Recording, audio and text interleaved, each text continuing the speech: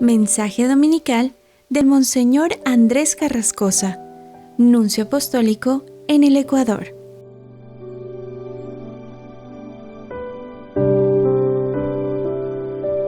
Queridos hermanos, feliz domingo. Estamos en el domingo 14 del tiempo ordinario y leemos el Evangelio de Lucas, capítulo 10, versículos 1 al 20. Comienza diciendo que entre sus discípulos Jesús designó a otros 72 discípulos y los mandó por delante, de dos en dos, a todos los pueblos y lugares a donde pensaba ir él. San Lucas, que es el compañero de Pablo, es el apóstol de las naciones paganas, subraya este punto de la vida de Jesús. Es el único evangelista que nos relata este episodio. En el momento en que Lucas escribe el Evangelio, ya ha visto nacer comunidades cristianas en el pleno corazón de ciudades y localidades paganas.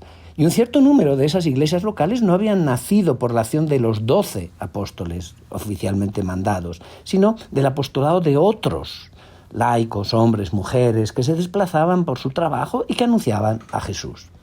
Y Lucas subraya que es de Jesús mismo de quien viene esta realidad del apostolado de los discípulos. Jesús no solamente ha enviado a los 12, ha enviado también, y casi en los mismos términos, otros 72, a la misma misión.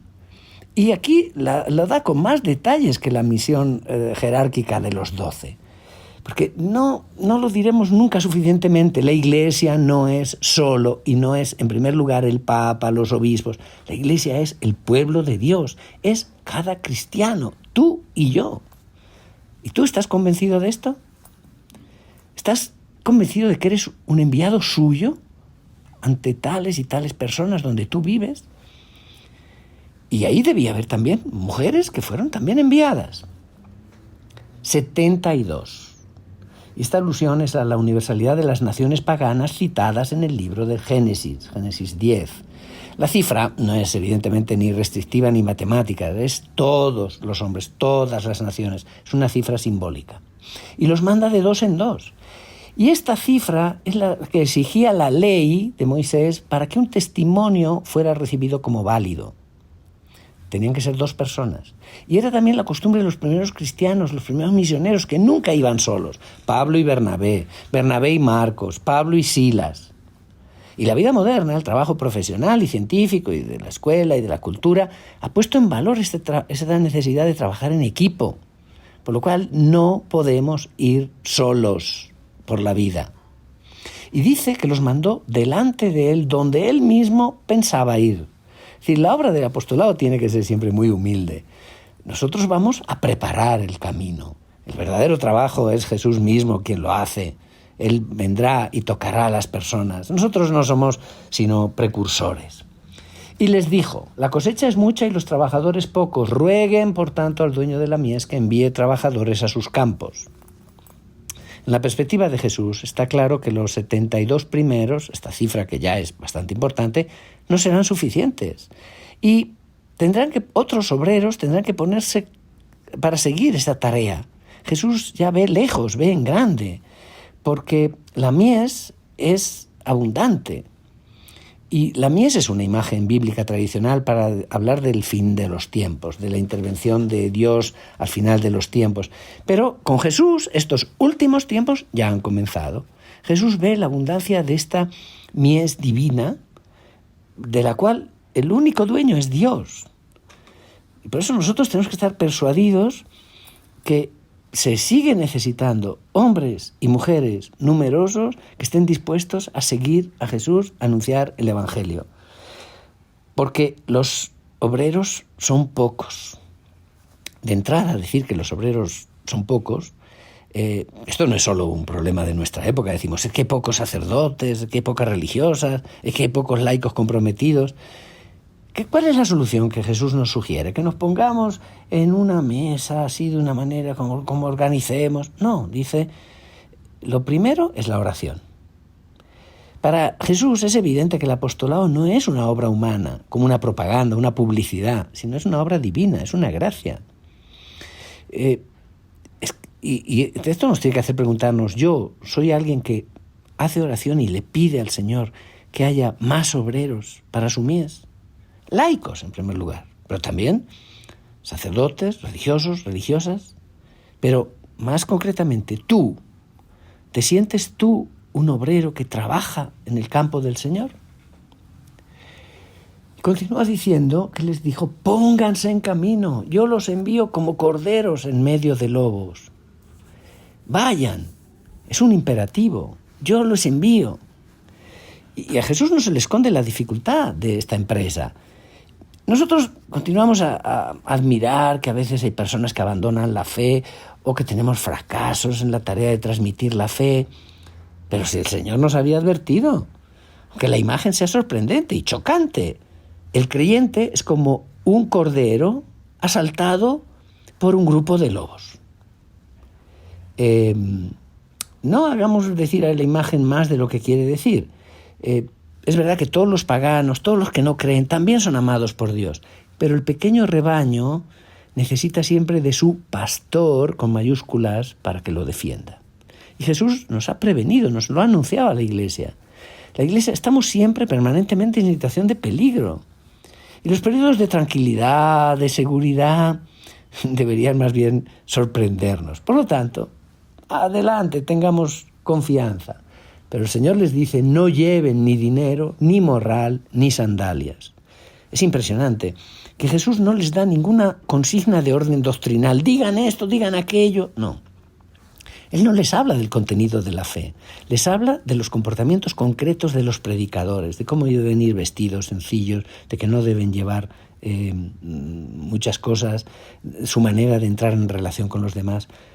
Los misioneros anuncian el reino de Dios, en primer lugar, a través de su manera de vivir. Y Jesús lo que sí pone en primer lugar es una exigencia de pobreza. No contar en primer lugar con los medios humanos. Jesús no utiliza las armas del poder, de la riqueza, del aparato. Jesús no ha pontificado. De rico que era, se hizo pobre. Y la primera exigencia de la Iglesia es imitar a su Maestro y ser pobre. Y no se detengan a saludar a nadie por el camino. Y uno se queda sorprendido y dice: pero esto es una consigna que nos da de mala educación. No, no es de mala educación, es de urgencia. Porque en la cultura de entonces, detenerse a saludar podía llevar días. No hay que perder tiempo. Y nos choca que, si vemos en el Evangelio de Lucas, los mensajeros que llevan el Evangelio, todos corren. María corre a visitar. Los pastores corren a ver el nacido. Felipe corre para ponerse a nivel del carro del etíope. ¿Y tú y yo corremos o estamos quietos? Continúa diciéndoles Jesús: cuando entren en una casa, digan que la paz reine en esta casa. Y si allí hay gente amante de la paz, el deseo de paz de ustedes se cumplirá. Si no, no se cumplirá. ¿Ven? Es un estilo de vida, la paz, esa alegría serena, una comunicación de paz y de alegría, tener en sí mismo una paz y pasarla a los demás. Esa paz irá a entrar en ellos, dice Jesús.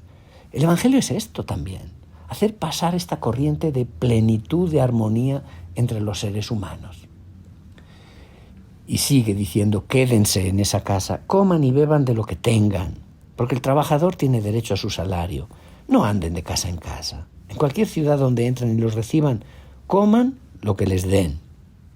Estas cuestiones de alimentos nos parecen normales, hasta pequeñitas, mezquinas.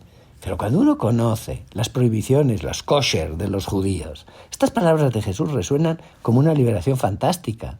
Coman de todo lo que tengan. No se preocupen si los alimentos son considerados puros o impuros, como hacían los judíos. Jesús aquí aparece verdaderamente muy avanzado sobre su tiempo. Él pide una inmensa apertura a los usos y costumbres de los demás. Adopten los usos culturales de los pueblos que ustedes vayan a evangelizar. Y esto nos lleva muy lejos. Y sigue diciendo: curen a los enfermos que haya y díganles: ya está cerca de ustedes el reino de Dios. El Evangelio es muy concreto, es muy práctico, es una buena noticia en acción: hacer el bien, hacer que el mal vaya para atrás, curar. El reino de Dios, el plan de Dios, el proyecto de Dios, lo que se esperaba para el fin de los tiempos, pero ahora está ahí, dice Jesús, está cerca, está muy cerca de ustedes. Y es en su vida ordinaria donde hay que encontrarlo, donde hay que descubrir su proximidad. ¿Y qué es el reino de Dios? Es Jesús. Es la semilla misteriosa de Dios que es puesta en el corazón del ser humano. Y con Dios, con Jesús, Dios reina. Dios está allí, ya desde ahora. En Jesús se cumple el cumplimiento final de este mundo que hace irrupción. La buena noticia es algo muy sencillo. Es que la causa de Dios va a triunfar. Y es el porvenir absoluto del ser humano. Y él está ya ha comenzado. Y el mundo no durará para siempre. La historia de la humanidad terminará un día. Pero ese fin de la historia no es la nada, es Dios. Por eso creer en Jesús es anticipar este éxito desde ahora, hacer que tenga éxito la causa del ser humano, que es la misma causa de Dios en Jesucristo. Concretamente, el reino de Dios es hacer su voluntad, la voluntad de Dios. ¿Recuerdan el Padre Nuestro? Venga tu reino, hágase tu voluntad. Y la voluntad de Dios es el bien integral de todo el ser humano, es que los enfermos sean curados y cuidados. Toda alteración de la integridad del ser humano. Y esto es un signo, curen a los enfermos, tengan cuidado de ellos. El reino de Dios está allí, está cerca. Y prosigue, pero si en una ciudad entran y no los reciben, salgan por las calles y digan, hasta el polvo de esta ciudad que se nos ha pegado a los pies, nos los sacudimos en señal de protesta contra ustedes.